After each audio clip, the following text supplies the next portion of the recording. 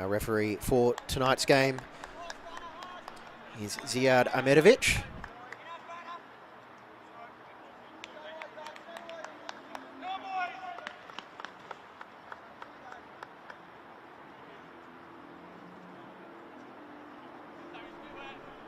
So this is the first semi-final between Moreton City and Brisbane Strikers since the 2017 NPL season. It is Moreton City kicking left to right on your screens. However you're tuning in on FQTV tonight, very pleased to have your company. And we are underway now with Stent with the ball at his feet. In the NPL era, this is the 22nd meeting between these sides. And to say it is even is an understatement. 8 wins apiece and 1 draw. And it took all of 30 seconds for an issue to pop up with the football. Not to the liking of either player, so we'll resume with a drop ball.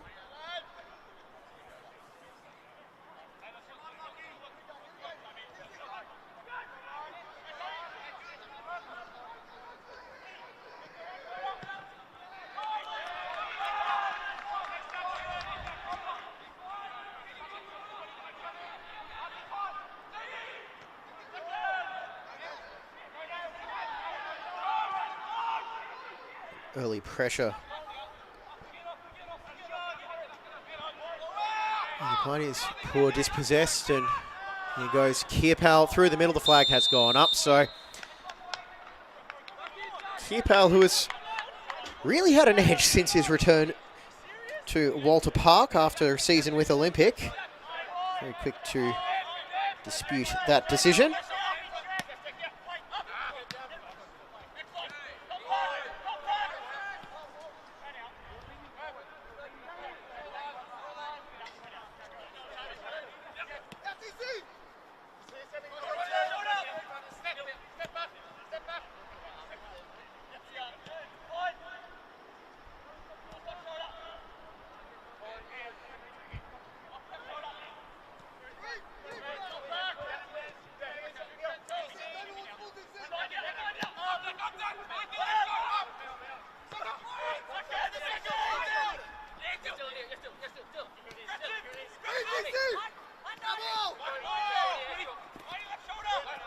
Scott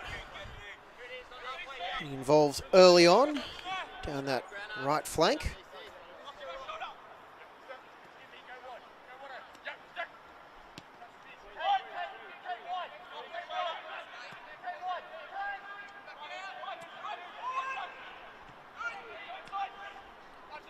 Kishi looking for the ball out for Murai.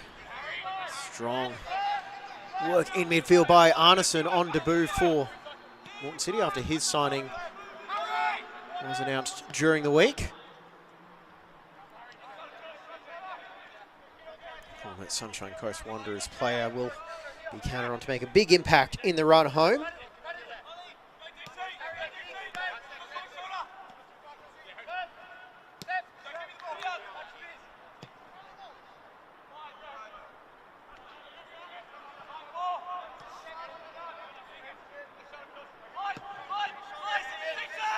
Switch out for Meineke. His first season with the club from the Raws NPL side in 2024. Cider for Kappa, blocked away by the wall of yellow and blue that was in front of 22-year-old Kappa, who has three hat-tricks already this season. One in the NPL, one in the Kappa Pro Series, and one in the Kappa Queensland Cup. Would he love to add a fourth one, I beg your pardon, tonight?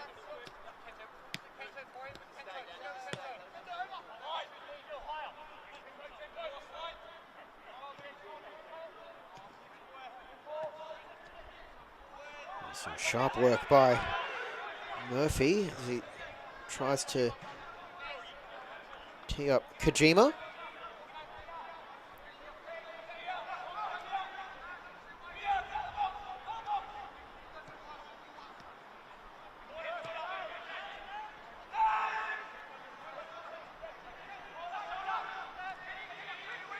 City enjoying a weight of possession in the first 5 minutes.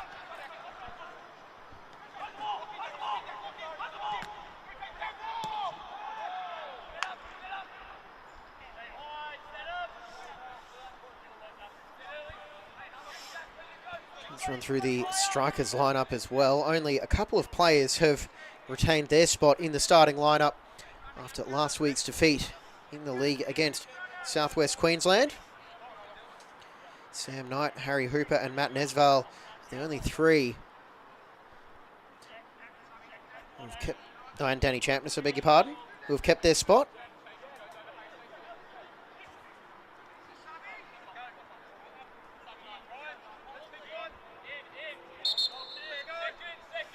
And Ryan Woodaliar is given the encouragement to hurry up.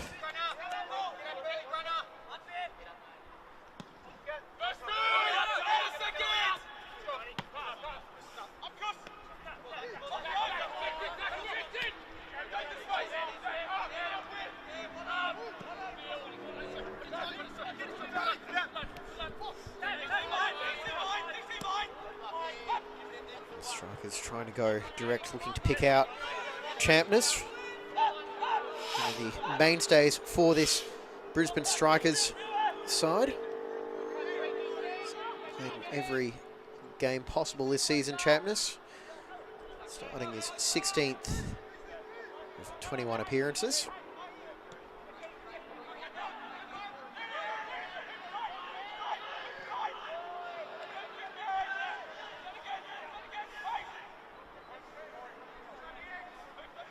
Murphy getting the ball back quickly, but no clear options until Kojima presents himself.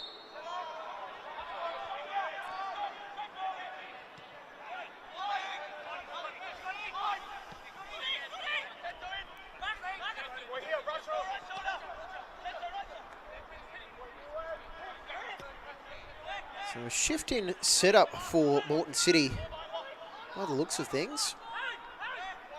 When they played the Brisbane Roar last weekend. Cam Miller playing three central defenders with Meineke, Smith and Jack McAnally. McAnally on the bench tonight. Looks like Meineke is playing as a right fullback. And Jamie Waddington pairing in the heart of central defence.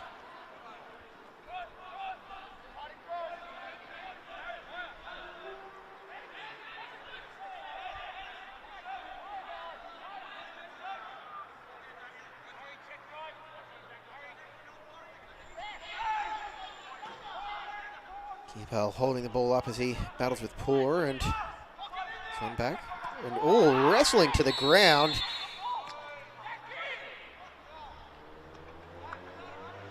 Was Kappa.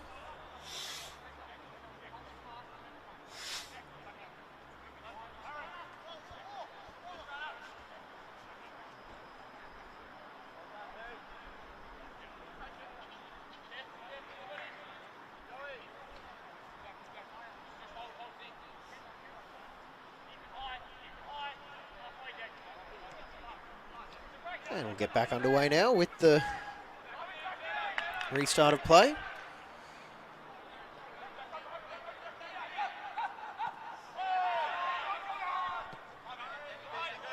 Meineke searching for options.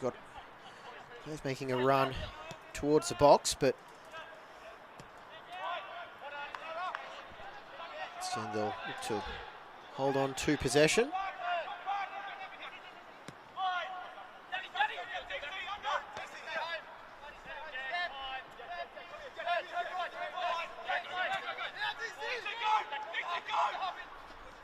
Meineke trying to escape from Champness and deflected into the grateful arms of Woodaliar.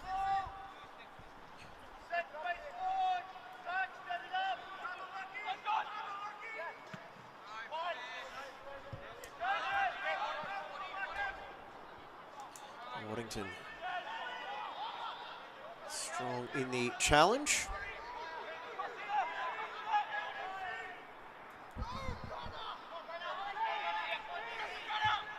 and stand under plenty of pressure.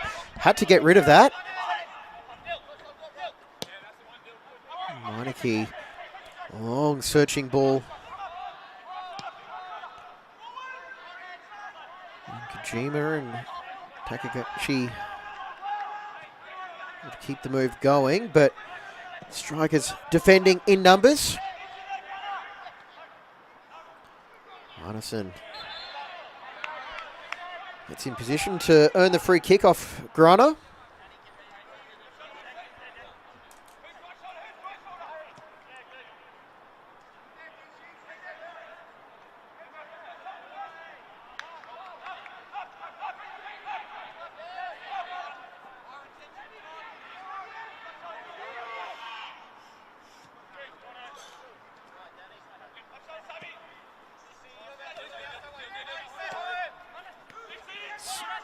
Scott looking to put that left foot to good use as he cuts inside.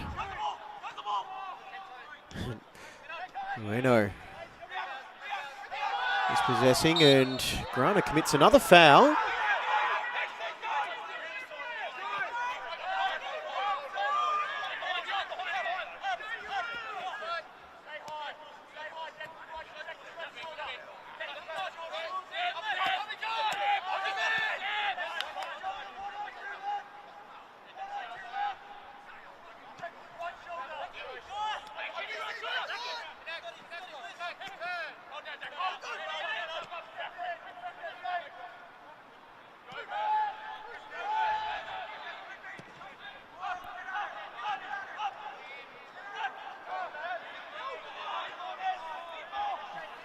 That's now the intended target for that pass.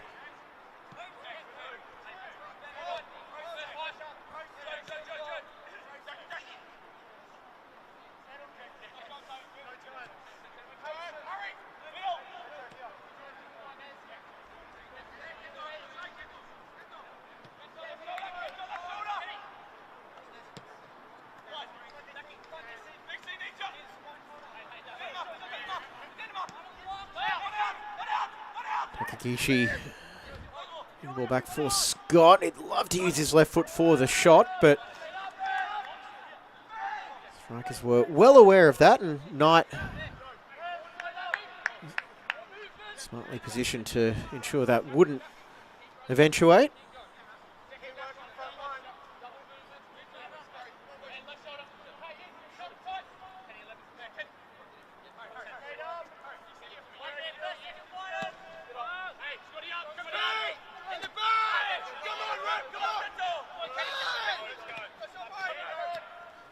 Sees nothing wrong with those challenges, despite the appeals for a free kick to go the way of the home side.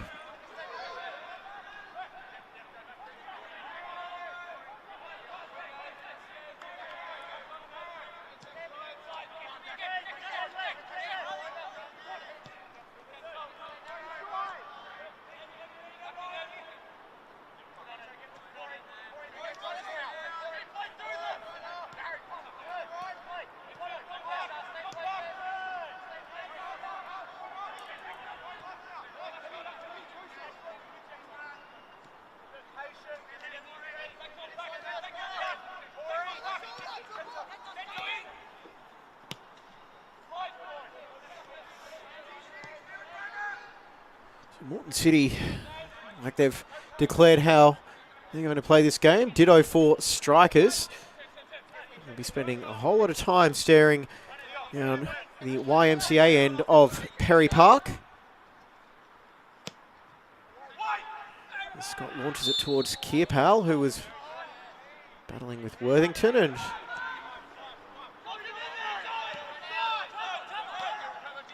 either way, a free kick.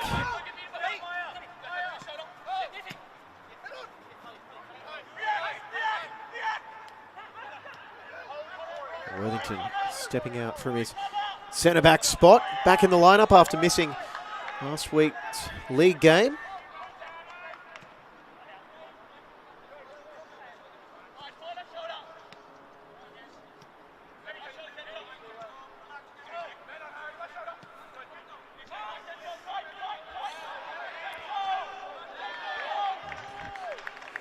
Determined pressing by Ueno.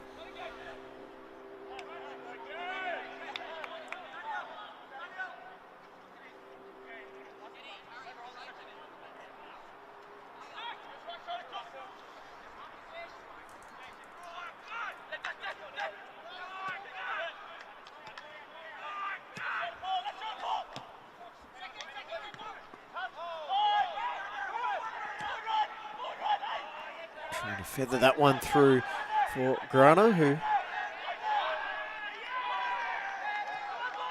keeps the move alive, and Gishi tracking back well to take it away from Nesval.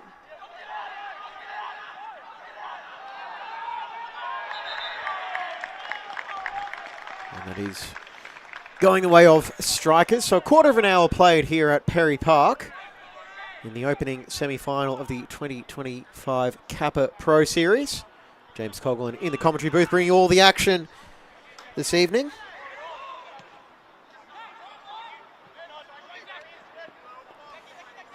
Awkward. Take the ball from Ricky Harrison, and it could break now for Scott if it falls for him. Joe Scott one-on-one with the keeper and off his line. Well was Ryan Mudaliar to take it off the foot of Joe Scott. Who would have seen his name go up in lights, and Kappa flying back, and it is now third, maybe fourth free kick against the Moreton City striker. And our referee Ziad Ahmedovich is just going to tell him to settle down.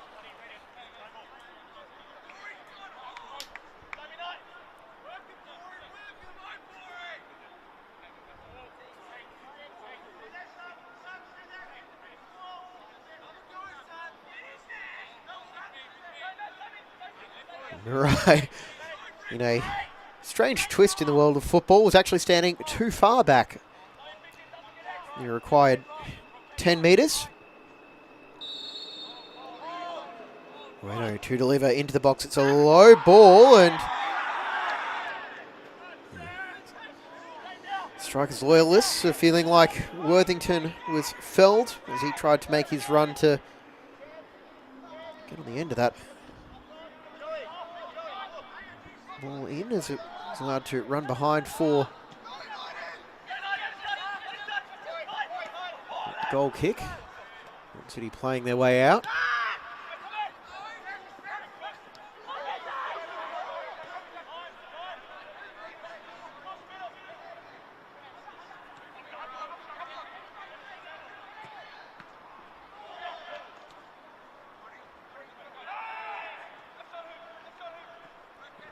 Kojima keeps it moving, clipped over the top now. Here's Kappa. He'll take the strike on from range, and it's deflected behind.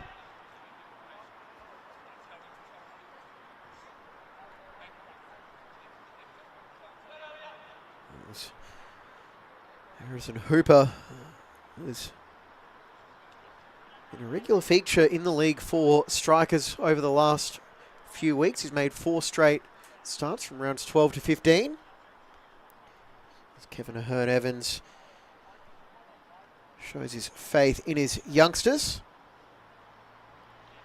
Plenty of height in this strikers team, as you can see, gathered at the top of the 18-yard box. Declan Smith, the likely target, but that one falls well short of the Moreton City captain.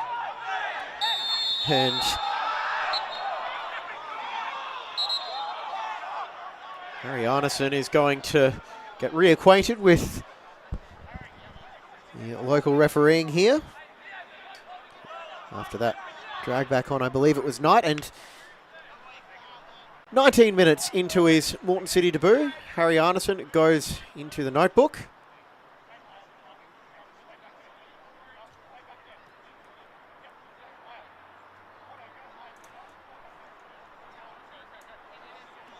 First and definitely not the last booking this evening across this match.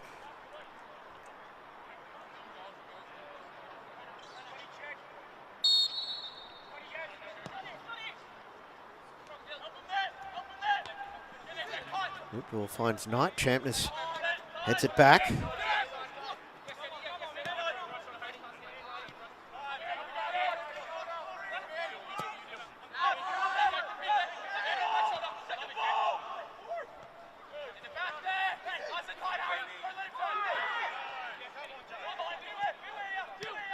City getting the ball back as Chapman puts the pressure on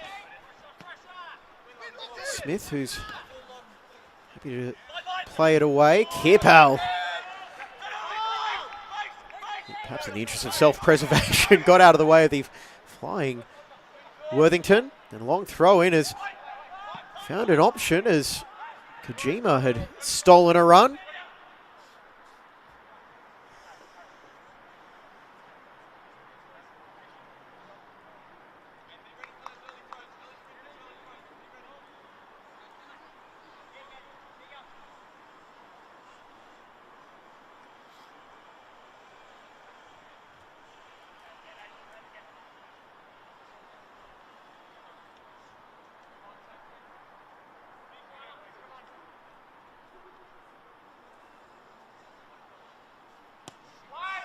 Swinging delivery into the 6-yard box, and Worthington there for the clearance, and Arneson gives up another foul. Those would have seen him in his Sunshine Coast Wanderers time would remember the description of combative midfielder is rather apt for him. That's probably why. Cross goes in and Stent at full extension.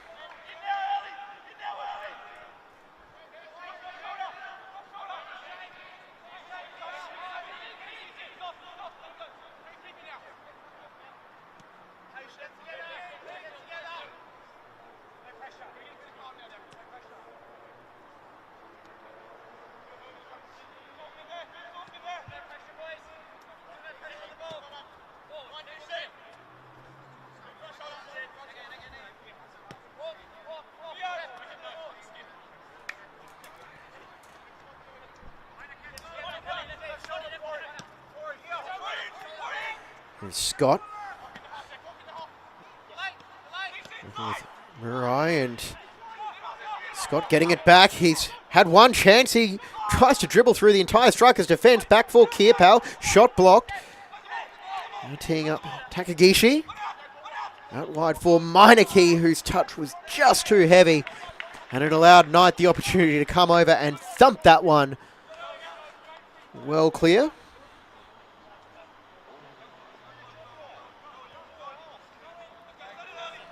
Moreton City continuing to threaten Joe Scott.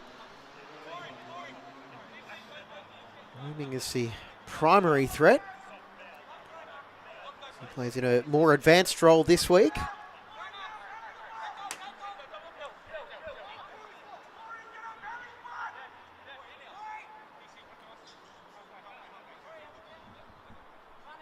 Strikers under siege yet again. Throw in the near post, and Kappa with a little kick out on Mudaliar, and his Strikers teammates demonstrating with the referee over the non-award of a free kick, or perhaps there was an advantage in all fairness.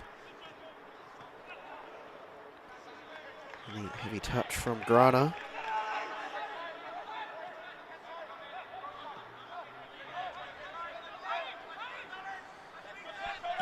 Moreton City the ball back. Here they go again. Meineke.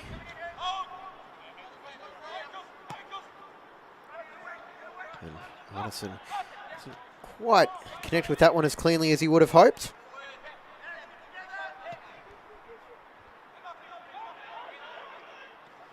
It's still falling for Kojima, who wore all of that attempted clearance from Hooper.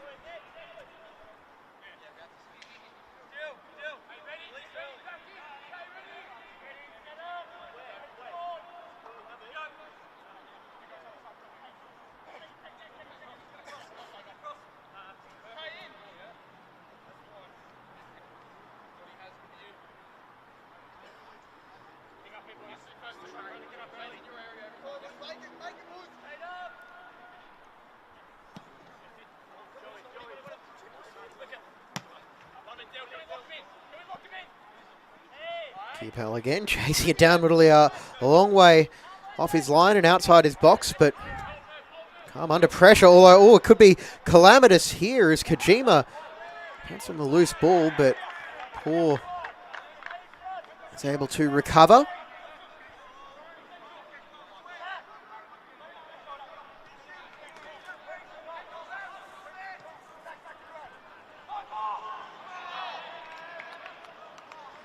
Strikers get the throw in.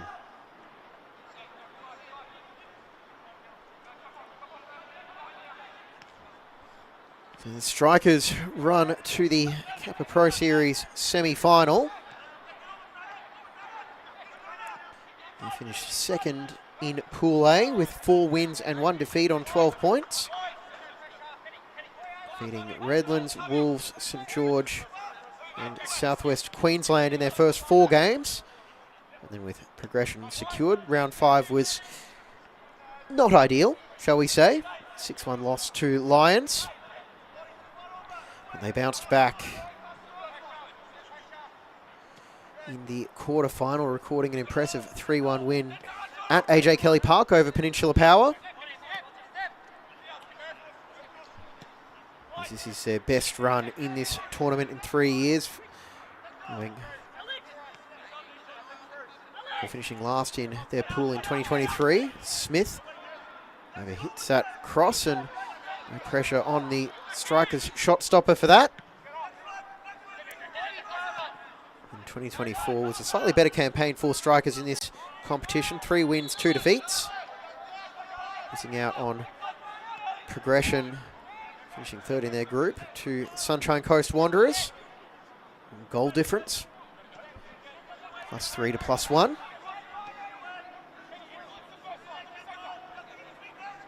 Like goal difference was working in favour of Moreton City. They qualified for the knockouts on goal difference over Olympic, +11 to +6. Both finished on 10 points with 3 wins, 1 draw and 1 defeat.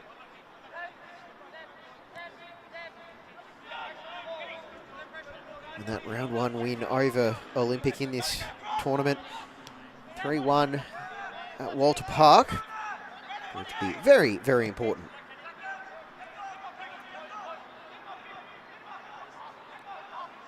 Side Scott, he's been given room to run with the second attempt at it. We'll try to pick out Kierpal, but no such luck.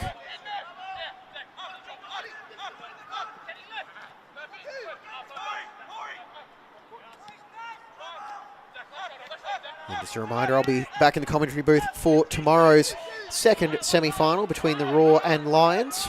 1:30 p.m. kickoff.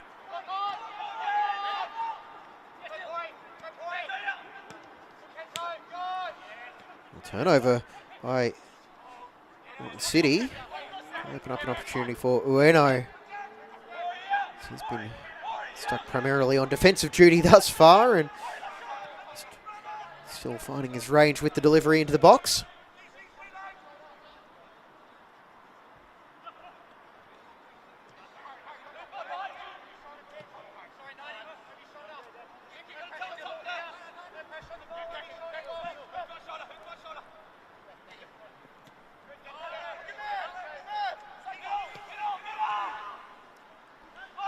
Arneson wanting to tee up Scott, but just couldn't get that pass out in front of his teammate. Smith, so calm under pressure, nods that one back. Declan Smith in his 9th year with the Moreton City / Moreton Bay first team.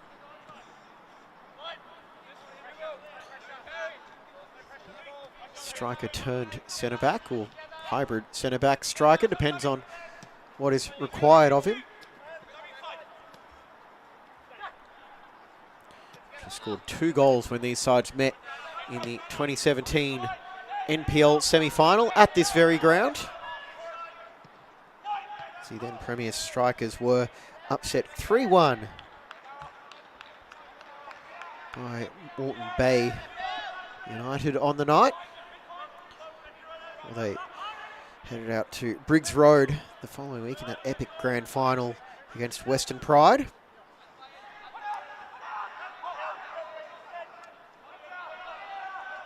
It's Murphy back for Murai.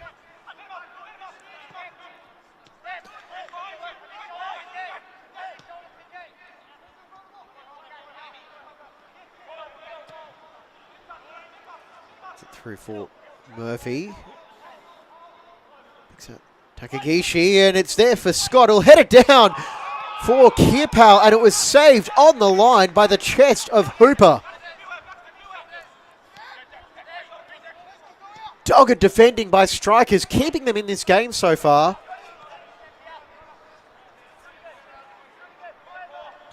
As Moreton City continue to huff and puff and find no way through the strikers' door so far. But it could be another chance saved by Mudaliar to deny Kojima this time. They are lining up for Moreton City, and Kappa can argue over the non-award of a handball, but it looked pretty clear cut that it was right in the chest of Harrison Hooper.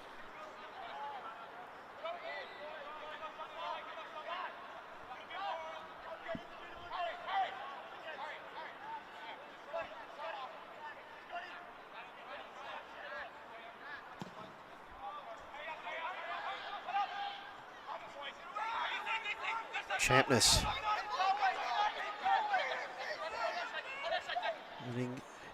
on the fancy footwork, finding Knight, who spent the last few seasons with Moreton City, and now Dylan Meineke is down injured, much to the frustration of Sten, who thought he was about to launch a counter-attack.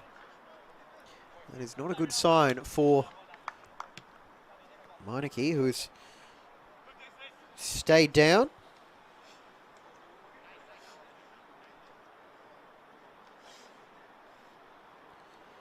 Sam Knight, 78 NPL appearances for the club in his time with them.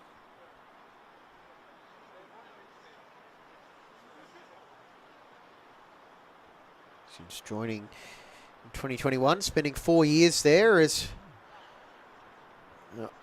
keep an eye out on the well-being for Dylan Meineke, who is in his first season with the Moreton City side after making 16 appearances for the Raw last year. Meineke's last goal was April 24th, 2024 against Brisbane Strikers in round 4 of the Kappa Pro Series. And it appears as though he won't be adding to that tally tonight.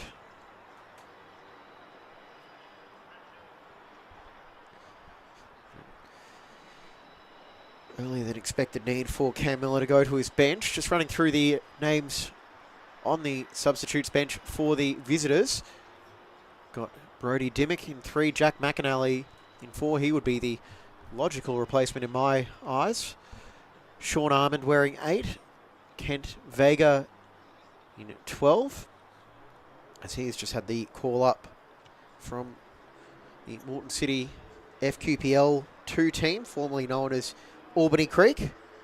The other outfield player is Darcy Sathara Singh.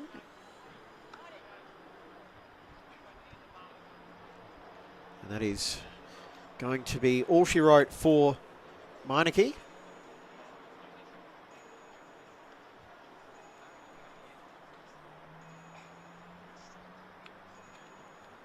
Jack McAnally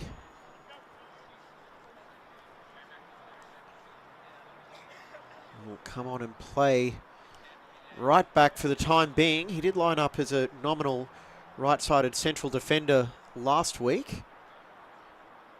Although with the weight of possession that Moreton City are enjoying, probably no need to switch up the formation just yet.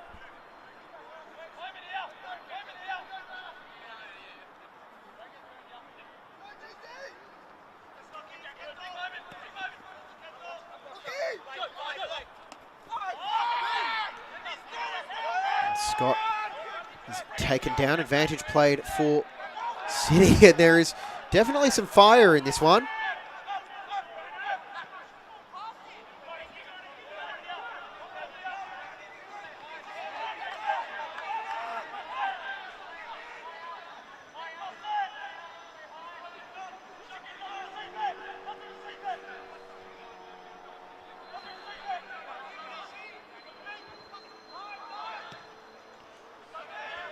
Up and under from Worthington. Stent under pressure. He's got to get this one away before Champness closes him down. And fans braving the hill tonight, showing their appreciation for Danny Champness.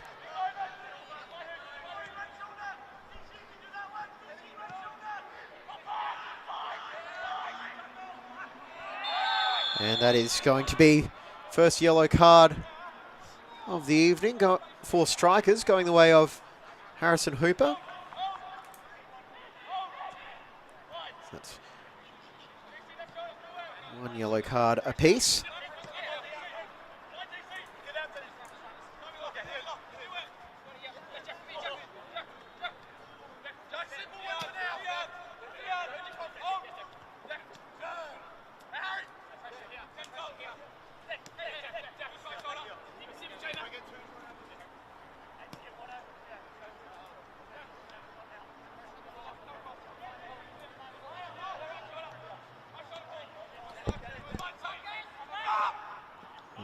Trying to go direct, but no such luck finding Scott.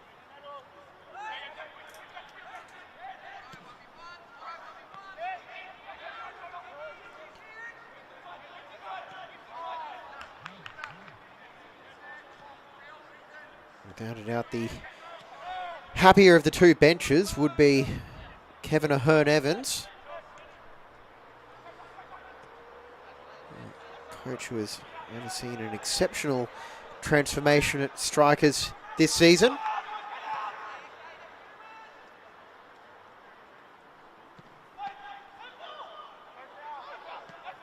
They have gone on a deep run in the Pro Series. Oh, and they've finally broken them down. Kei Kojima with a rocket from the edge of the box. And the strikers' resistance is finally broken in the 38th minute.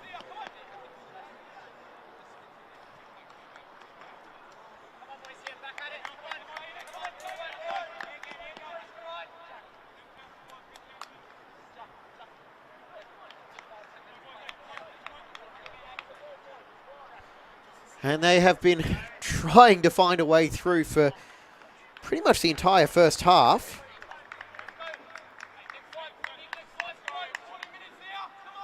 Eventually, it came almost out of nothing.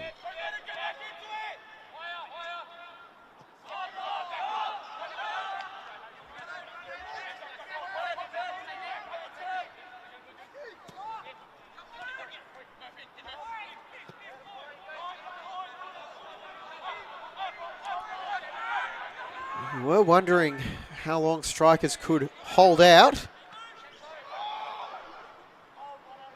Perhaps try and just provide as much resistance as possible. And there's your answer.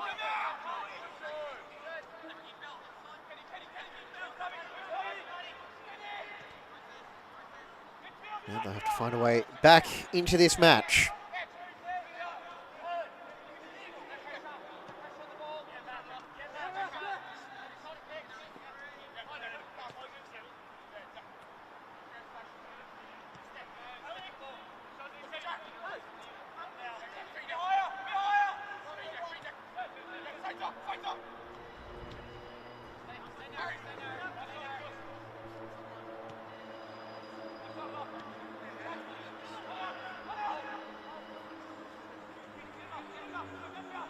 Scott, who has been a key figure without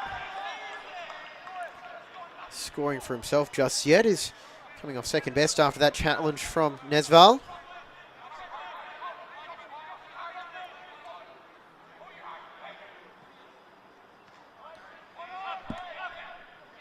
Plenty of former Sunshine Coast Wanderers players in this strikers side. Worthington, Nesval, and others. City look for a second before half-time, just to give themselves a bit of breathing room, as Murphy pressing very high up the pitch on Pickett.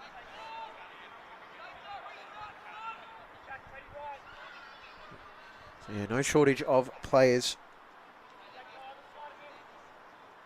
Sunshine Coast Ties speaking to Ahern Evans in pre-season. He did clarify it wasn't a case of raiding another club. A lot of the players have come to Brisbane for other reasons outside of football, be it work or study.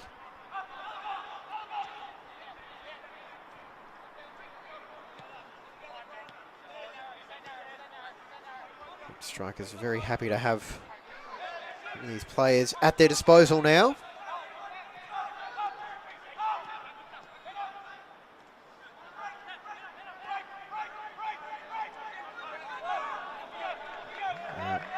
Going one end to the other. They're trying to pick out Grana, and it's only going to fall for Smith to put his boot through. Doesn't quite relieve the pressure.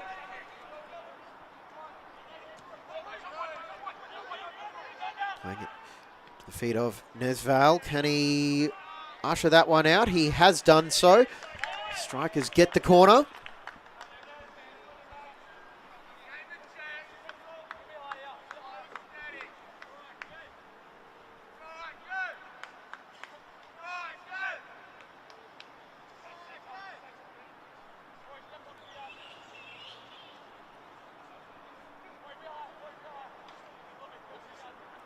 There's about everyone back defending for Moreton City.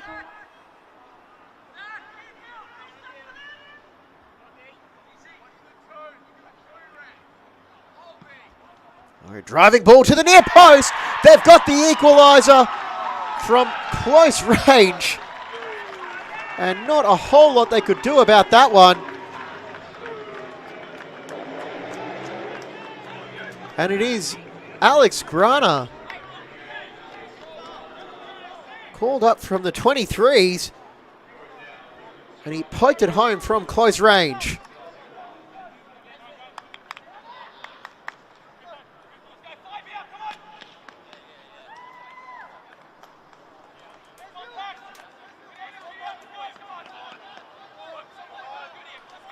Well, outside of conceding, it's pretty much how Kevin Ahern Evans would have been hoping that first half went.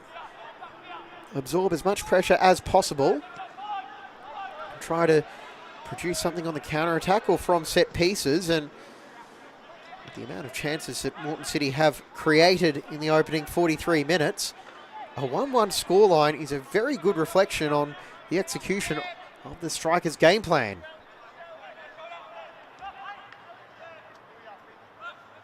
Moreton City with the ball. Just on halfway. Wide, finding Murphy.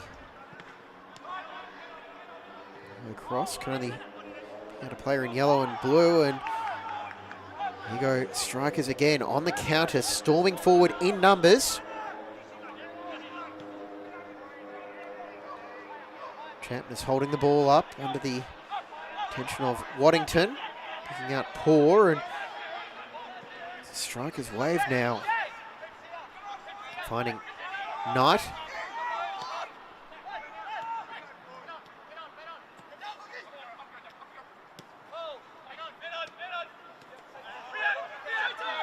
Right, getting the ball back for the visitors, and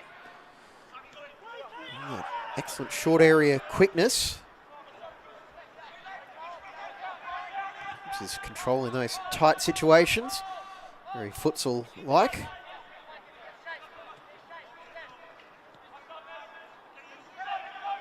And Takagishi took his eye off the ball, and it could open up an opportunity now. It's Nesval down the right side. He's got an option ahead of him if he wants it, trying to find Grana, the goal scorer. No such luck. Right. He's there to settle things down.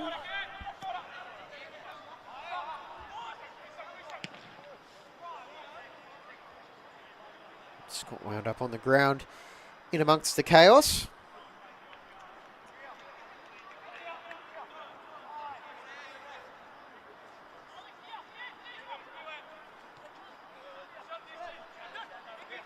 Assuming Moreton City still have the ball. Yes, they do.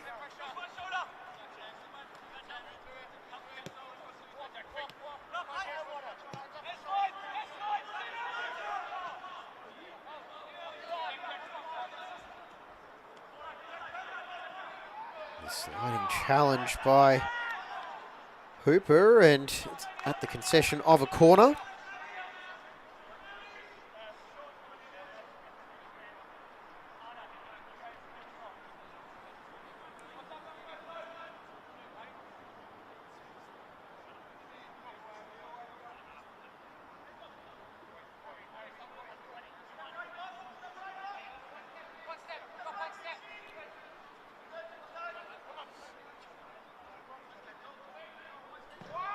Goes the swing delivery to the near post. It's cleared away by Paul, but only as far as Murphy. He will get another chance. Lofted in, and flag has gone up.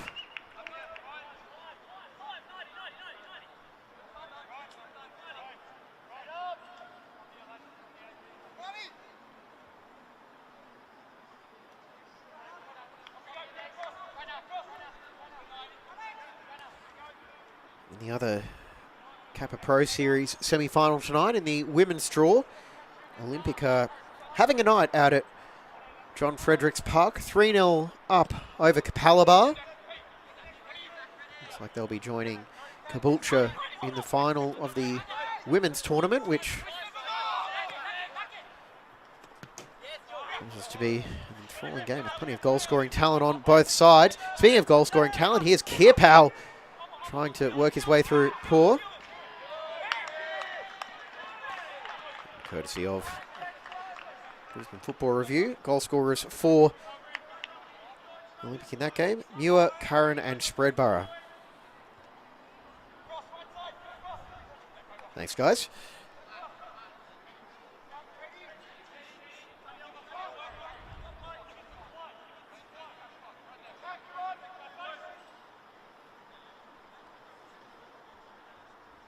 The real stoppage we had in the first half was for the injury to Dylan Meineke.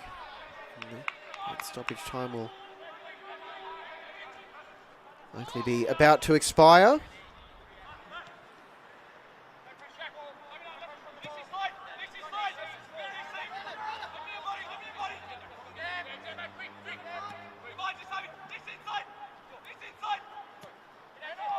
Scott finds Takagishi, now Kojima for Meineke, and didn't quite get the bend on that one he might have been hoping for. Behind it goes.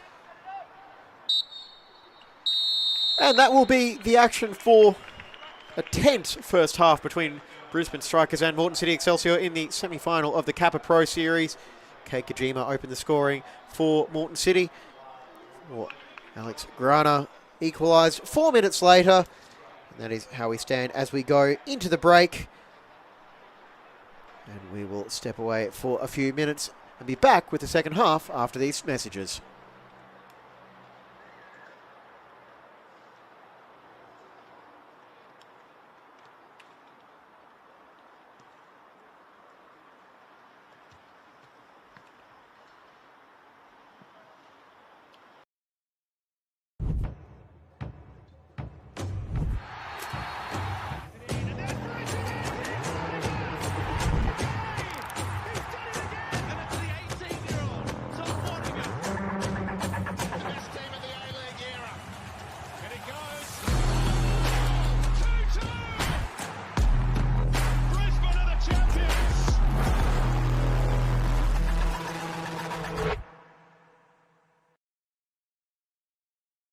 In 2014, when ISIS attacked our country, we faced a lot of trauma. ISIS took me and my family, and they killed a lot of people. Thousands of people are still missing, so we had to leave. We had no choice. Me and my family, we were with ISIS for 20 months. We just had to leave, we had no choice. My cousin and my sister, they sent someone over there to help us escape, and he came with a van, just like a small van. 31 people, we all got into one van. It was very hard, we were all over each other. We drove lights off so no one can see us in that village. We were just hoping to get to a safe place. We were just telling ourselves they will see us, they will find us, because ISIS were everywhere around us. When first arriving in Australia, obviously new country, new place, new life, I felt like I was a newborn to this world. It was very hard for me. I didn't have any friends. I didn't know where to go. I couldn't speak the language. That was probably one of the hardest things for me. I felt lonely.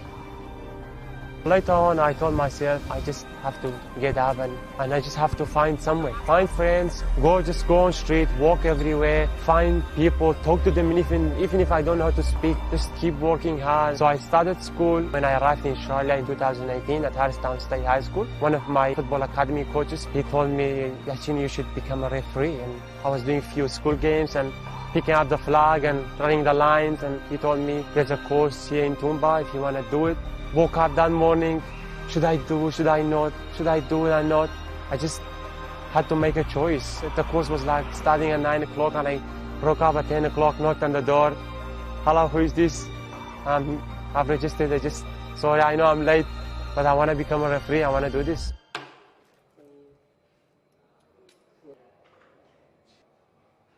Well, once I started the course, obviously, that moment changed my mind. I was telling myself, why did I have to not to come here? Why did I have to be 1 hour late? Changed my mind, absolutely. Changed my life. I was feeling safe there, sitting by 25 people around me, talking to me in a very nice way. I was very excited. Refereeing 100% helped me to become more confident and building leadership. My life has changed a lot. Before I start, just the biggest thing is you have to look professional. We have to trust ourselves, believe in each other when we are making a call. If you make a call, just be confident, just make it, okay? We need to believe in each other as well. We are a team out there, we need to look professional and have a good game. Sounds good? No worries. Let's do this. I'm feeling more comfortable, more safer. I've met a lot of kind people. They always help me and support me. I absolutely love refereeing and it changed my life. I really enjoy it and I don't do it for money. I just do it because I enjoy it. I do it because I have a lot of people behind the scenes. They help me and support me. What makes Sully Sully is probably just, how energetic he is, how hard he wants to work for what he wants and everything like that, He fights hard for who he cares about and what he likes and what he enjoys. So when you get in Sully's close bubble, you really get to see him grow as a person and how much he enjoys hanging out with people and doing different things, no matter where you are. You always have a good time with Sully. I think it was like 2 years ago. I was standing up just there, and I was my friends, Nat and others were sitting beside me, and they were telling me, will we see you one day refereeing on this pitch? And I told them, yeah, maybe, hopefully. And see, here we are now. Yeah, true, maybe. Here we are. So since I've become a referee, first year, I just keep working really hard. And I won an award the first year. On my second year, I got onto the FK Academy for 2 years. And then after that, I won the referee of the year in Darling Downs. And I refereed the Darling Downs Grand Final and went to the National Youth Championship. So big steps for me. And obviously, I want to keep growing and keep building that trust. And I'm always confident when I referee. I take every opportunity that I've been given, and I always take it no matter what opportunities I have. And I definitely want to go further. I want to become an A-League referee one day. I know it takes time. It doesn't matter if it's tomorrow, 1 month later, one year, 5 years later. I want to keep building my trust and confidence and get there. One advice I could give to people is never give up. Just keep working hard. Life is hard, but you have to work hard for it. Don't give up no matter what you do. Just keep trust in yourself, keep building trust in yourself. Take opportunities and do it, because if I've done it, I know how it feels. It was very hard for me at the beginning. I've done it, I know I can do it, I know others can do it as well.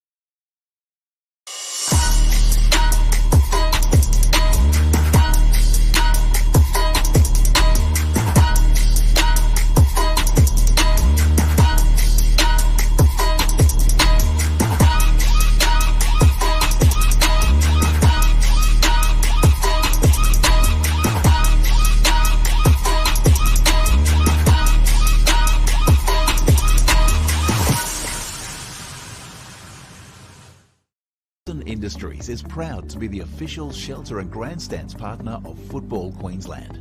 Felton offers a range of premium aluminium grandstands, from elite portable spectator seating to soccer team shelters for players and coaches.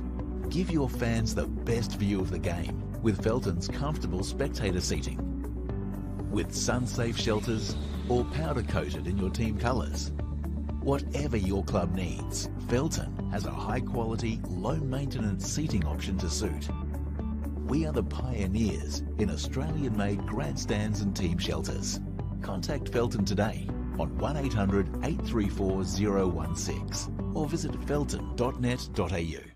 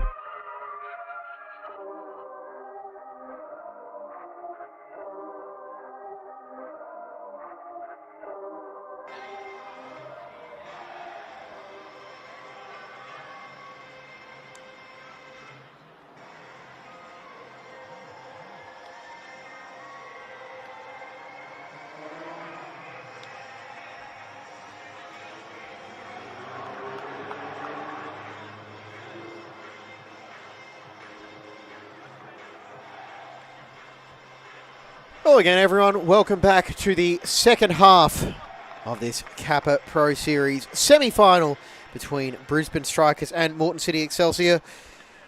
It is one apiece after the opening 45 minutes. Kei Kojima for Moreton City in the 38th minute. Alex Grana from a corner equalised 4 minutes later. And so we've got 45 minutes to find a winner. Or we could be getting some bonus football, perhaps. We'll just have to wait and see. There was one injury-enforced change in the first half. Dylan Meineke withdrawn for Moreton City, and he's replaced by that man there wearing number 4, doing the defending, Jack McAnally. As he and Danny Champness reacquaint themselves with one another after the halftime break.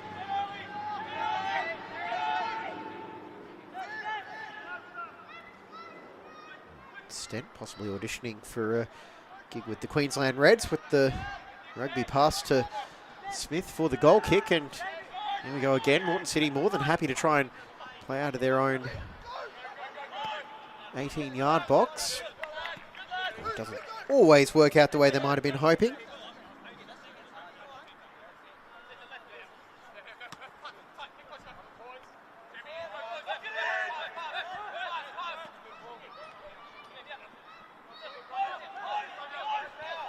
Waddington, who is by my numbers making his season debut for Moreton City after joining from the Raw NPL system. Howls of frustration from Joe Scott. He was a busy player in the first half. Joe Scott had a one-on-one with Mudaliar, which the young shot stopper did well to save. Bueno finding Champness.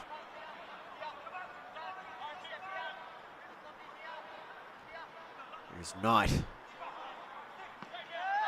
He's taken by Stent. Left arm to good use, is throwing it straight to Kierpal, who's already in the 18-yard box, but just showed too much of the ball for Hooper.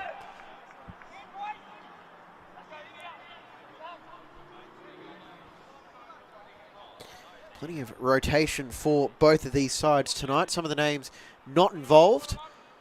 Starting with strikers, Scott Colson, Dan Cunha. Behind Seth Renhifo, Matt Thurtell, the leading goal scorer for strikers this season, as well as Sam Cronin. It's a youthful looking lineup. Has performed admirably thus far under plenty of pressure. Scott lost it towards the near post, and Smith get clean contact on it. Looks like there might have been a bit of a head clash as he comes away holding his nose.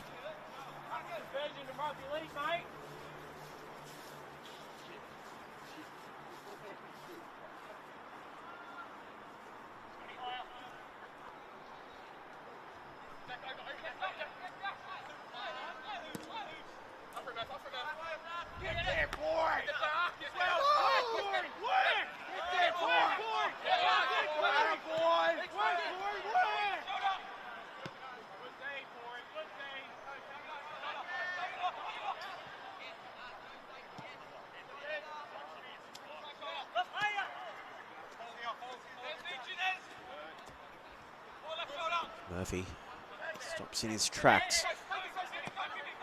Takagishi is passes again, fail to find their intended target. Pickett.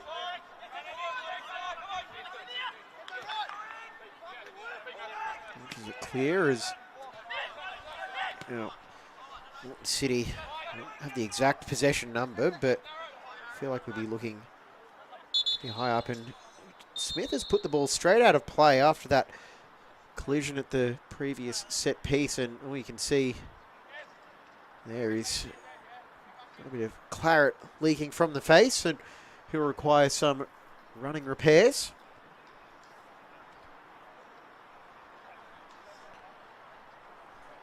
As when the season draw came out, this weekend was originally meant to be a standalone weekend for this competition, but with the weather being what it has been in southeast Queensland this season. We've had no shortage of catch-ups already with 3 games Wednesday night. Eastern, the Raw played out a 3-3 draw. Wolves 4-1 over Penn Power. And Olympic and Sunshine Coast Wanderers played out a 0-0 draw. And Smith might have to get the Shane Smelts running repairs. And tonight in the catch-up clash from round 6 in the NPL men's competition, Power 1-0 up over Gold Coast Knights at halftime. Jason McQuarse, the goal scorer. There's Xander Guy, sent off in the 35th minute on his second Gold Coast Knights debut. And then tomorrow it's Gold Coast United, Sunshine Coast Wanderers at 3 p.m. and Olympic Brisbane City at 6 p.m.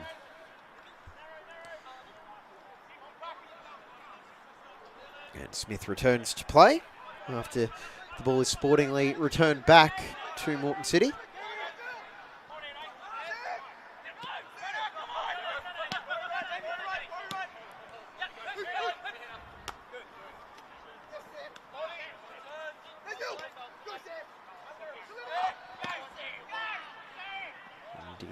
And a touch on that was forced Stent to play at it, but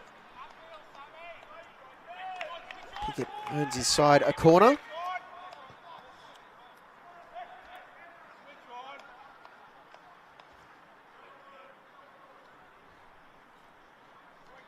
This game remains finely poised.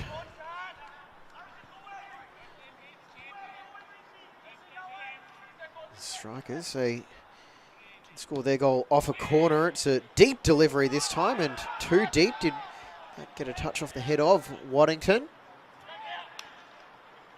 Doesn't appear as such. So the replay will tell us while we wait for Moreton City to set up. He did his best to get a head on that one, Jamie Waddington.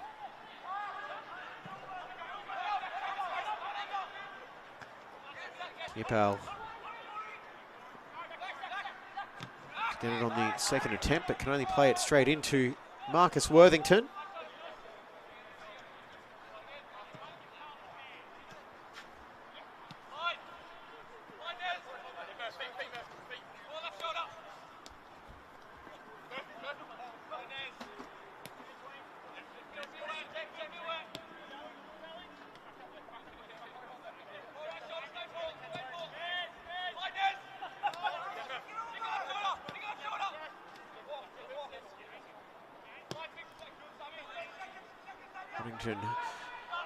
The misplaced pass, trying to pick out Scott. It's Budaliar, who had a brief stint with St Albans in NPL Victoria in 2024.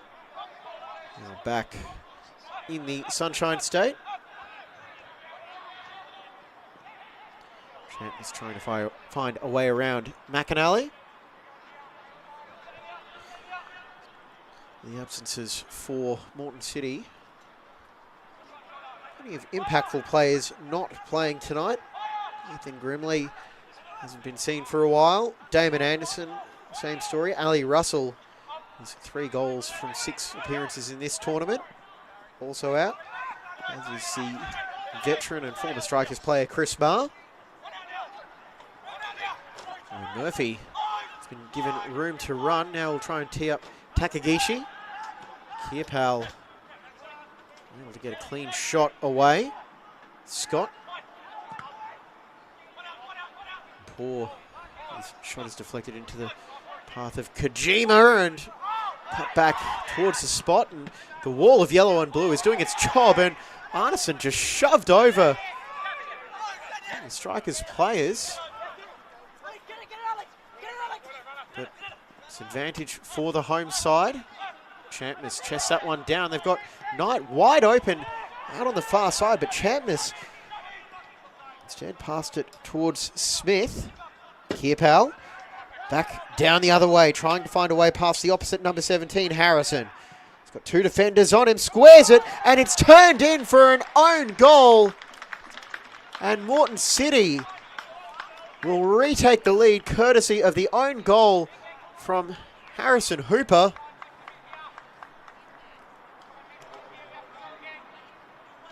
And Mudaliar and Hooper just getting their wires crossed.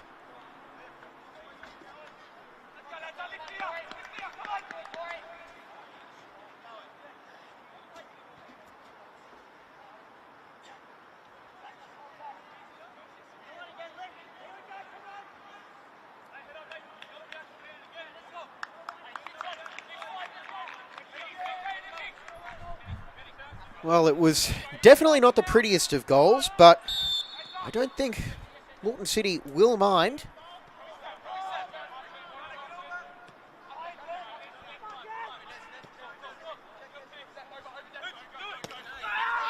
And, oh, that is a awful challenge, and Kojima is going to pick up a yellow card for that. And they say he could be a little bit lucky. He is definitely lucky to avoid a yellow card as Hooper's night goes from bad to worse, as he was the recipient of that challenge. And I'll tell you what, Kojima has to be counting his blessings because that foot was raised.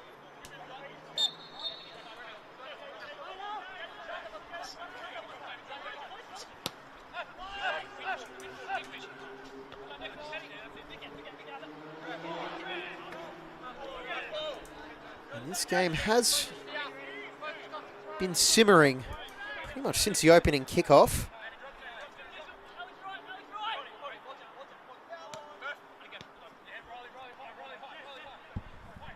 Last time Moreton City took the lead, it lasted all of 4 minutes.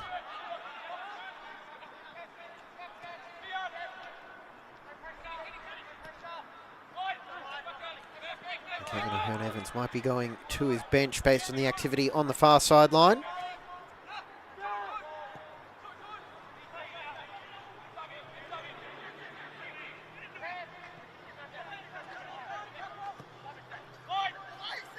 With experienced options to call upon, as probably time to freshen things up. Reno for a slide.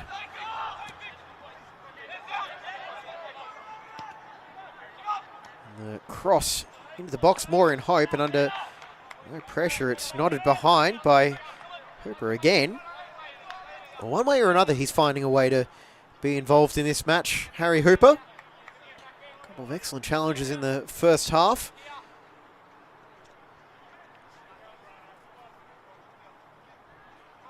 We may not want to leave that own goal or the challenge from Kojima too much.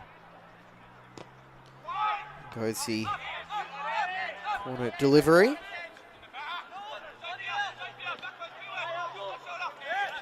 Arneson trying to keep it in, but he was having his jersey tugged by Nesval.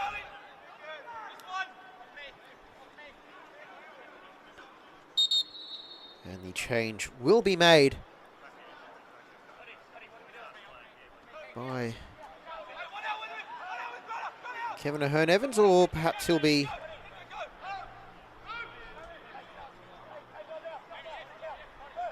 that change will be made, and it is Hooper withdrawn, already on a yellow card. And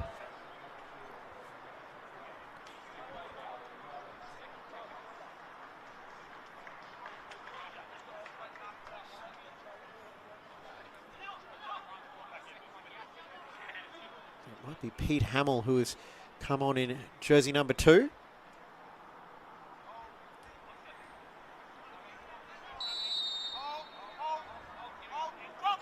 Scott, left-footed delivery. It's dealt with by strikers. Almost back to the halfway. A direct ball through, trying to hit it down with Takagishi. It's still alive with Murai. Now Kojima Back for Murai. Arneson. It's again a wall of yellow and blue in front of Moreton City as that pass finds its target. Takagishi with the deflected strike. And behind it goes for the goal kick.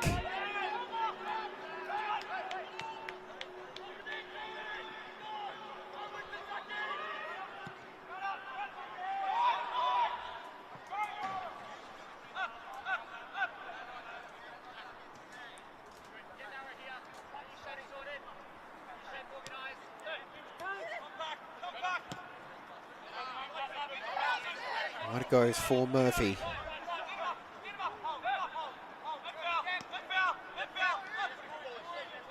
Arneson sizing up his options. He'll try and pick out Kierpal.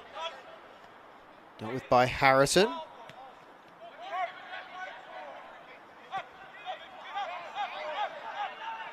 And Waddington comes across.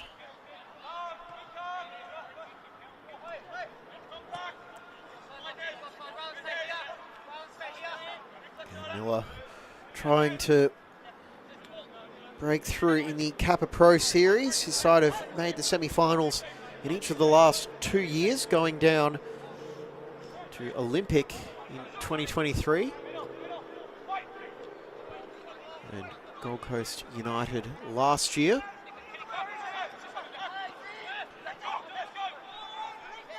Still a long way for his side to go.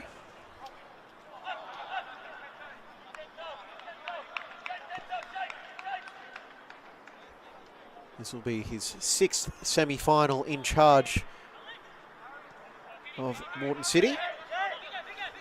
Won both NPL semi-finals and last year's Kappa Queensland Cup semi-final as he takes charge of his 93rd game for the club he was a player for so long, including that 2015 grand final between then Moreton Bay and Strikers. We have late drama like that night. We'll have to wait and see. Kojima.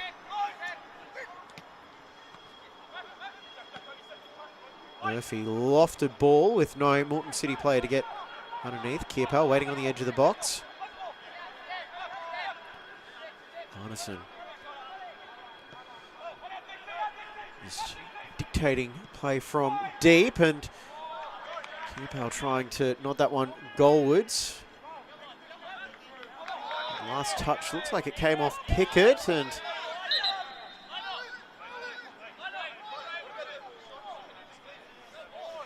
Stromanovic disagrees. He's a bit closer than I am, so we'll defer there.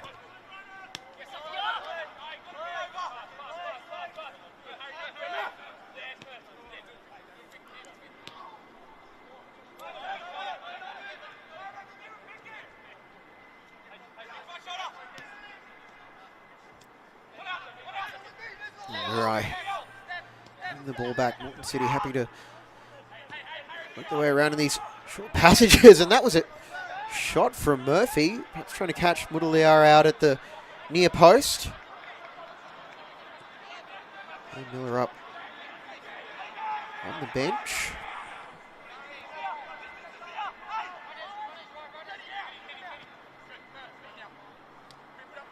So all up in the Kappa Pro Series. Moreton Bay / Moreton City have lost a grand total of 3 games. The 2 semi-finals and round 2 this year at Caboolture.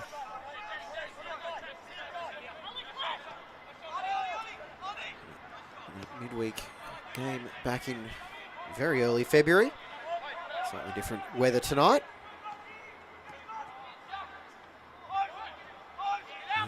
Beautiful work by Murai, and it's teed up. Scott on his left foot. And he just lashed at it as it was bending away.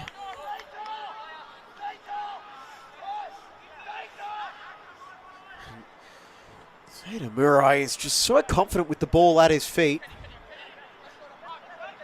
And Scott thought that if he wasn't going to get a clean strike on that one, on target, he's going to send that one a long way up the hill, and now Scott has gone down Looks to be a right leg issue.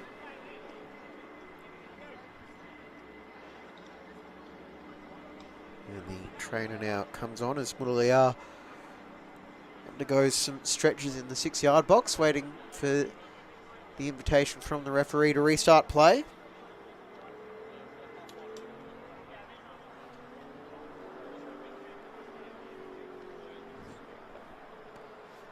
So you almost hope that for Scott it's only a cramp. Not that he in the moment would probably say it's only a cramp.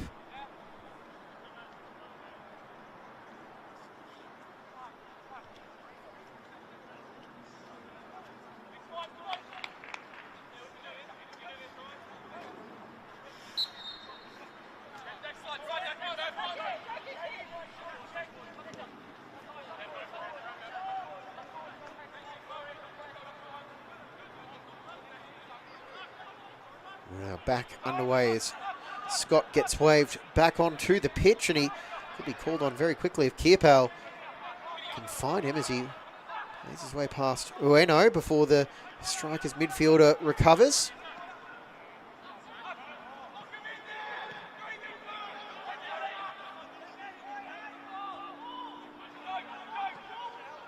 Anderson adamant that Poor committed a handball offence. No call coming though. Waddington calls for calm.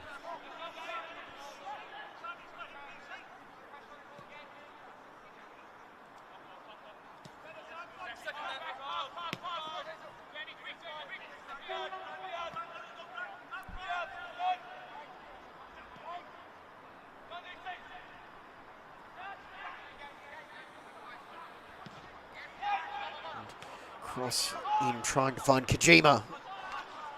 And then the optimistic strike. And, well, that is a good sight behind the goal as Scott limps off under the assistance of the trainer. Don't see yet who has come on for Moreton City, and that is because the change hasn't been made just yet. Looks like it's Kent Vega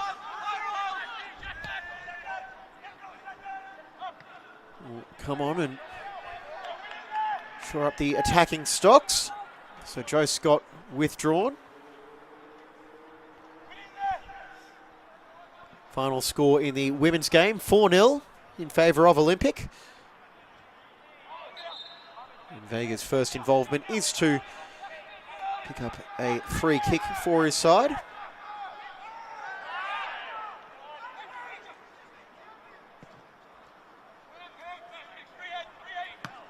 So Kent Vega has scored 5 goals in FQPL2 for the Moreton City side. And he's now moved up to provide some depth for the NPL team.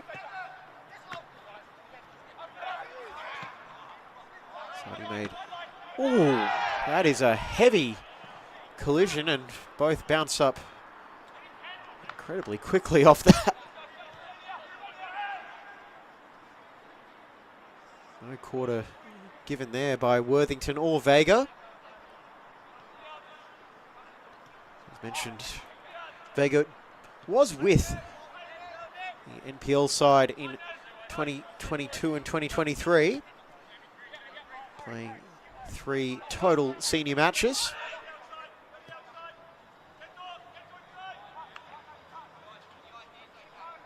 Like for McAnally as he tries to hold possession on that one.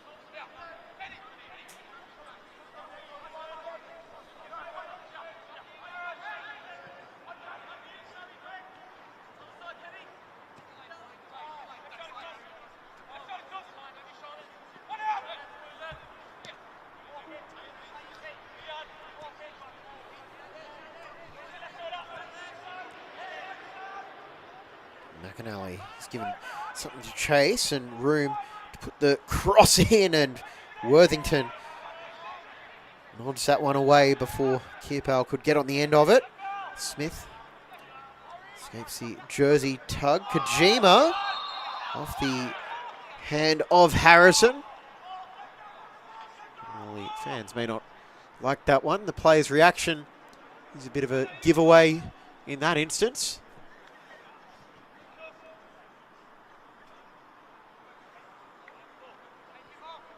And from this range, it's definitely shooting territory for Murray. Well, you would love to have the left foot of Scott for this one. The angle is a little bit tight.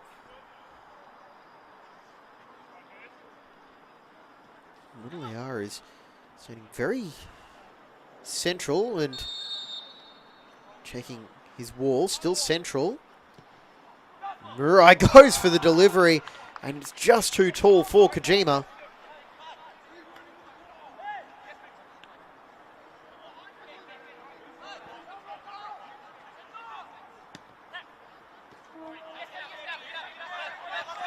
Takeshi wins that one back. Arneson.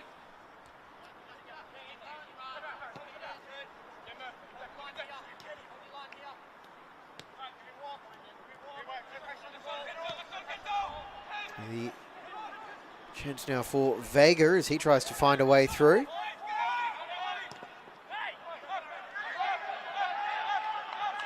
And Strikers still chasing that equaliser. It's in for Poor.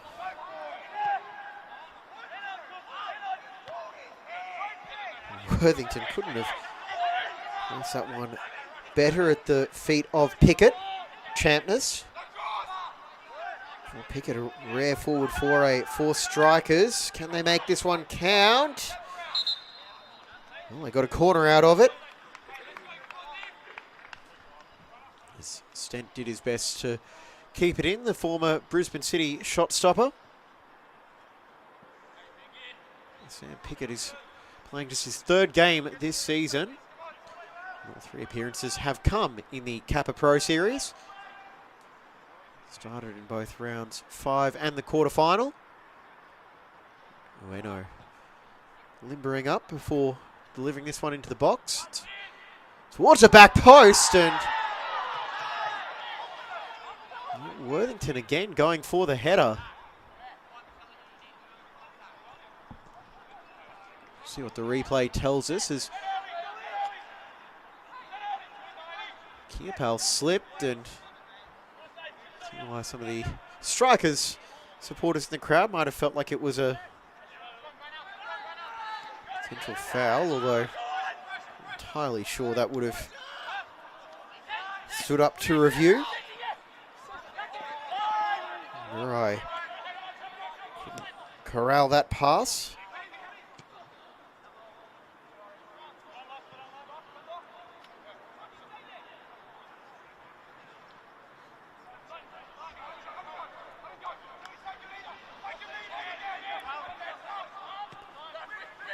It's about 20 minutes to go in this Kappa Pro Series semi-final.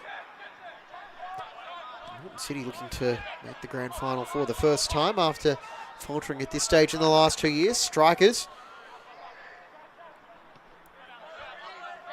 waiting for their first final series win in a while.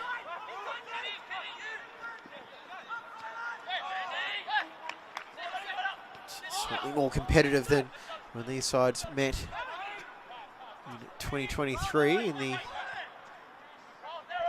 Cup qualifier. It was round 6 up at Walter Park, and Geordie Farina hat-trick spearheaded a 7-1 win for Moreton City.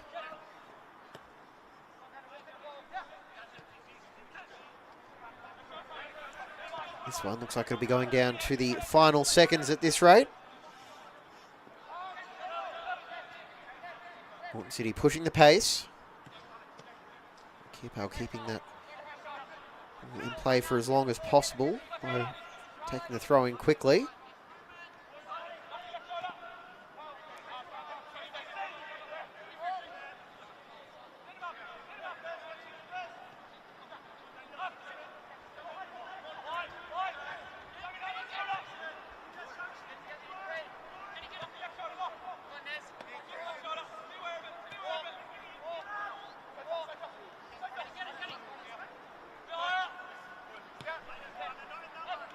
Just a reminder, we do have the second Kappa Pro Series semi-final coming your way tomorrow, 1:30 p.m. I'll be back behind the microphone for that one. Brisbane Roar taking on Lions.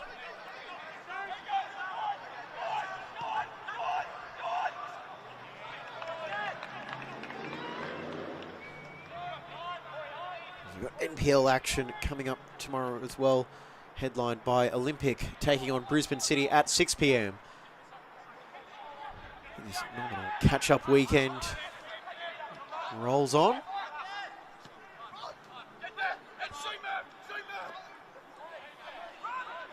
And here is Kojima possibly with a chance to ice it, and with an outstretched hand, Mudaliar denies Kojima and keeps strikers in this match. And it was all started by Kojima winning the turnover, and the substitute defender Hamill trying to come back.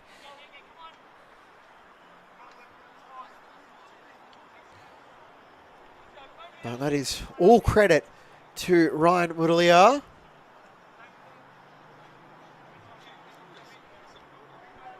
As he competes with Richard Chaglassian for the starting job. And it's almost falling for Smith.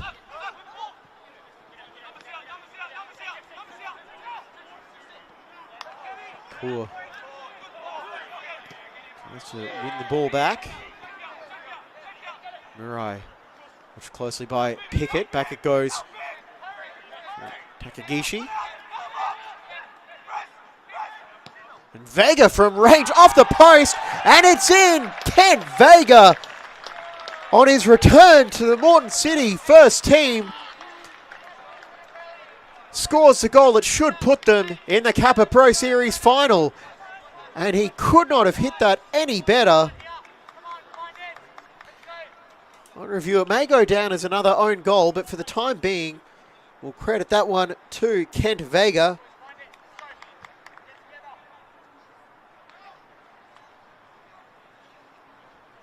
As he gets his 6th goal across 2 teams this season.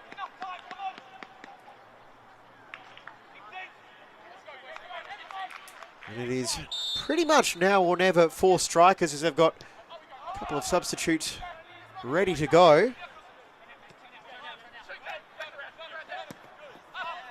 Moreton City have just had the fresh legs in the second half. They've made their chances count.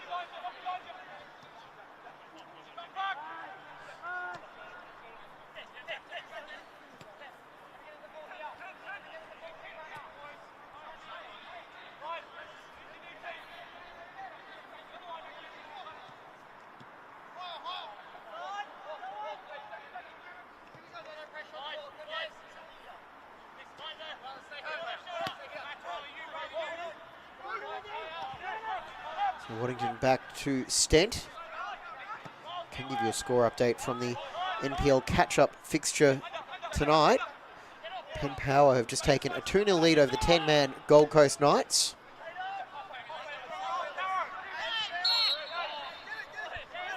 And Kojima with the foul, and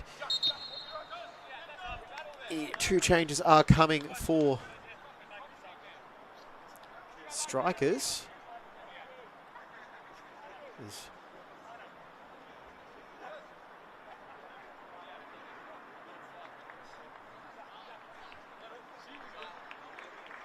Moreno comes off for Will Edmiston.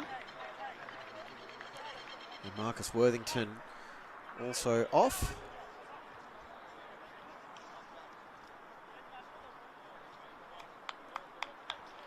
So it's pretty much go for broke time for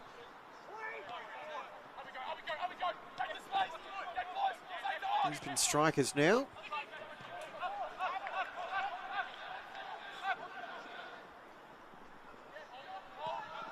And they need one back sooner rather than later.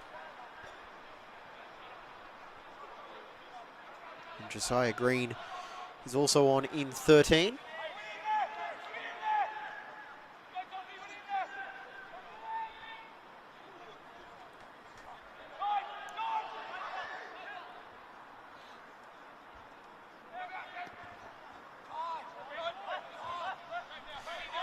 Will Edmiston and Josiah Green will have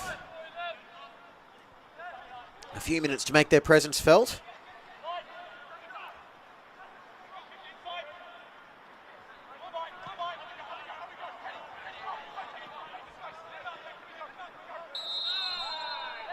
The offside flag has gone up against Kappa, who, well, not getting on the score sheet, has been very busy tonight.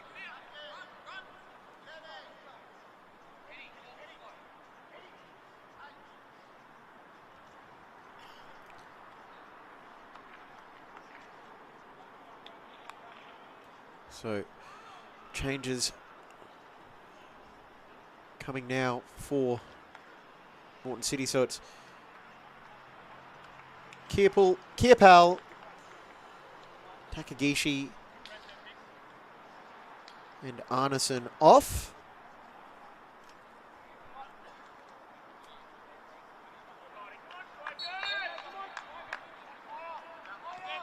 And what should be an empty bench from Cameron Miller.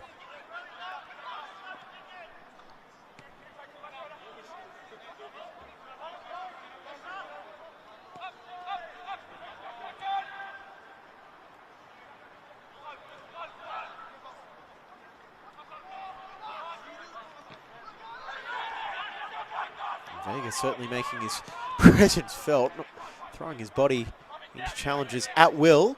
Here's Mirai. Working a quick 1-2. Mirai trying to put the icing on the cake.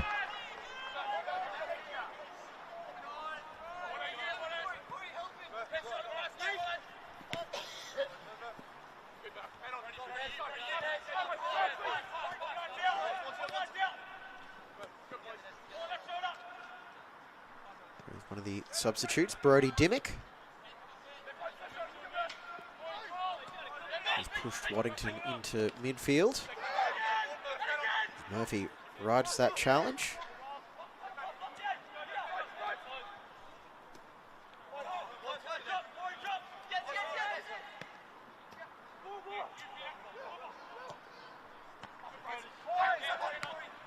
And Moreton City now just have to see out 10 minutes and they'll be the first team into the Kappa Pro Series final, but Strikers surely won't make life too easy. Here's Edmiston from, just can't get the ball out from under his feet. Did that one stay in? It looks like it might have. Knight, the former Moreton City player, with the shot. It's knotted in, and it's game on. We are still alive here at Strikers. Don't switch off yet.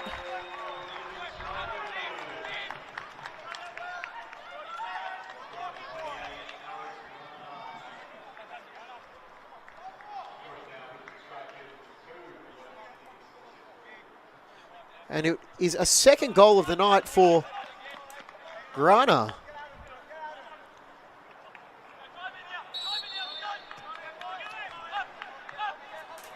So just when you thought Moreton City had to see it out,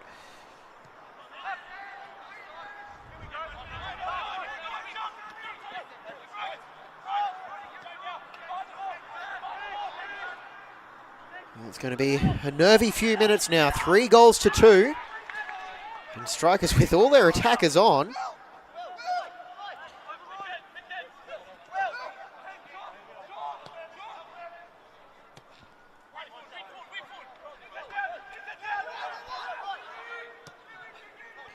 Edmiston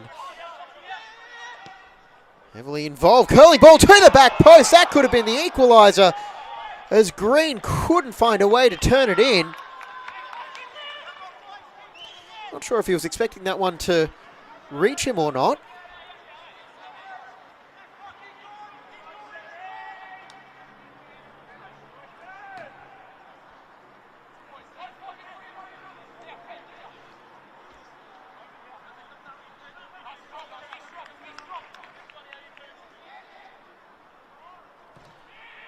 And goes a corner to the near post, and oh, that was so close again, but it wouldn't have counted because of the foul on Declan Smith.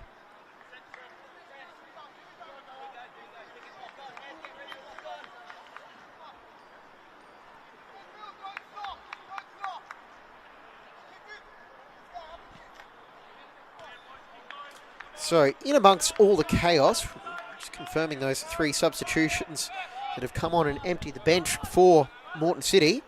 Brody Dimmock on in 3, Sean Armand in 8, and Darcy Sathara Singha in number 19, and we'll have a big task, not including winning that header. So now strikers have really come to life in attack.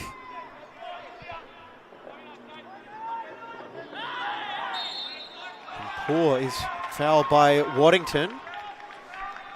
Actually, the applause of Booth, or Connor Booth, on the sideline. You can see him in the red vest.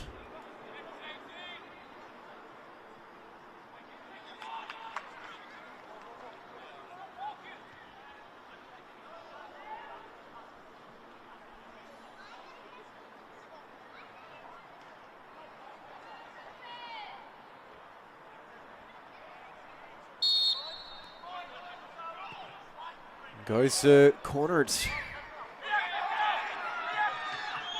eventually handled by Murphy as the ball found its way across the face of goal. Hamill trying to win the throw in, and strikers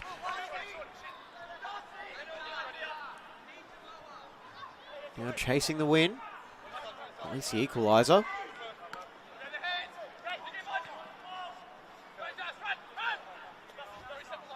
Sathara Singer. Will he to go to goal himself, or back on that right foot? Hold his balance, and it's presented the ball for Poor.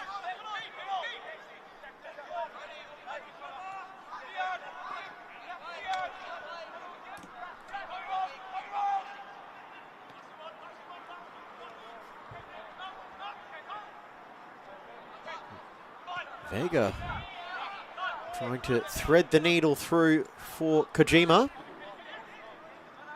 Vega now going himself, and he's felled at the top of the D on the 18-yard box. His amazing run. He's winning the ball back off Edmiston. Knight stopped him to take him down before he can regather it, and it is Murray with the opportunity to restore Moreton City's 2-goal advantage.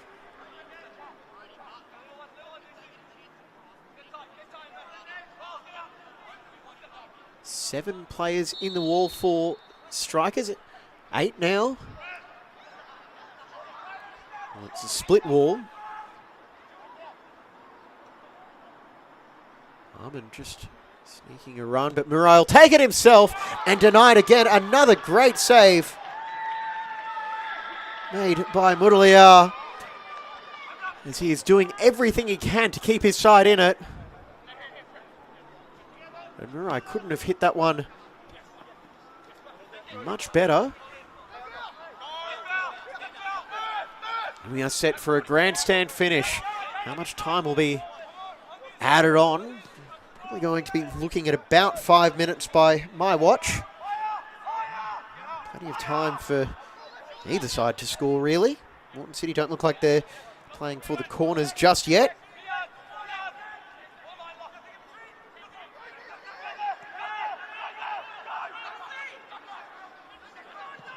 As they'll chase their fourth final appearance in the last 3 years.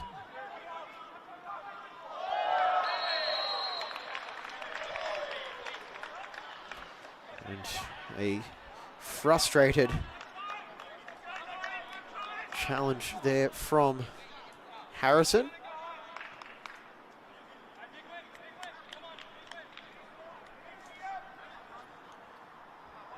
In the 90th minute sees him go into the referee's notebook, which you have to admire the restraint of Ziad Ahmedovich.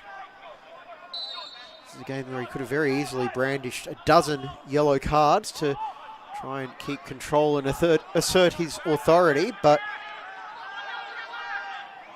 only a couple, and Mudalia almost turning it over. Here goes Armand.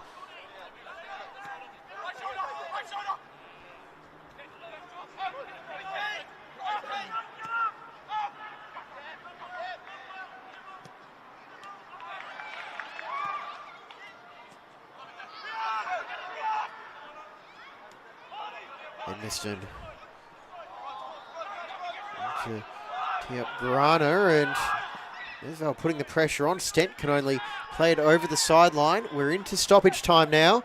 Every break in play will see nervous glances in the direction of the referee.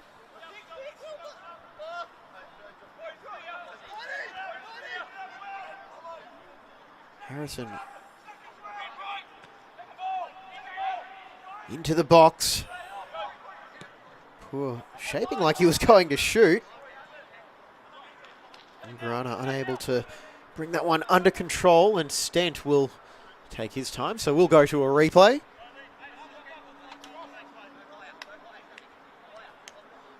I don't think anyone would have really blamed Ethan Poor if he got the rush of blood. And decided to take that strike on himself, hoping for the miraculous.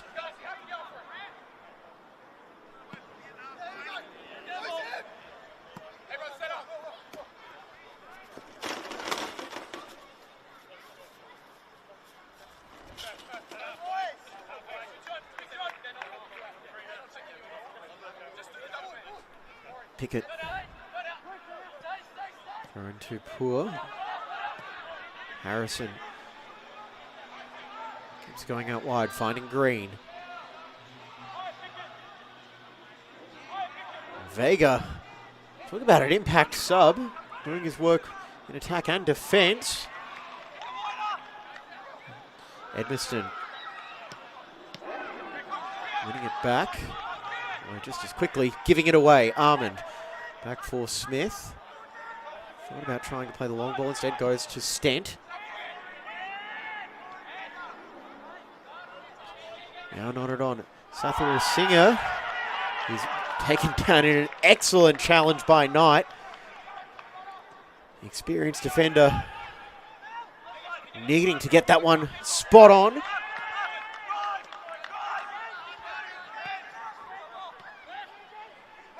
And the strikers' chances coming fewer and fewer, and it's still there. Directed goalwards. Can they find a way to get it in? Blocked off the line. McAnally getting his body in the way.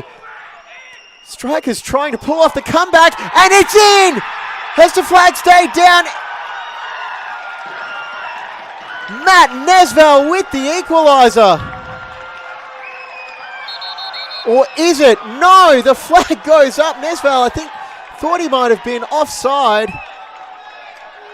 And you can see in the celebration, it was muted at best. And oh, so close to an equaliser.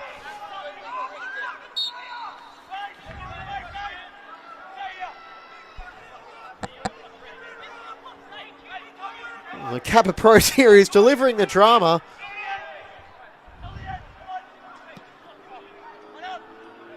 As just for a split second, you thought we were going to extra time.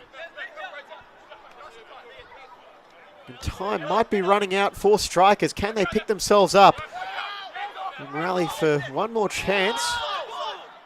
Moreton City don't really look like they're happy to present them with opportunities as they try and kill the game off. Vega, no way through the pair of strikers players.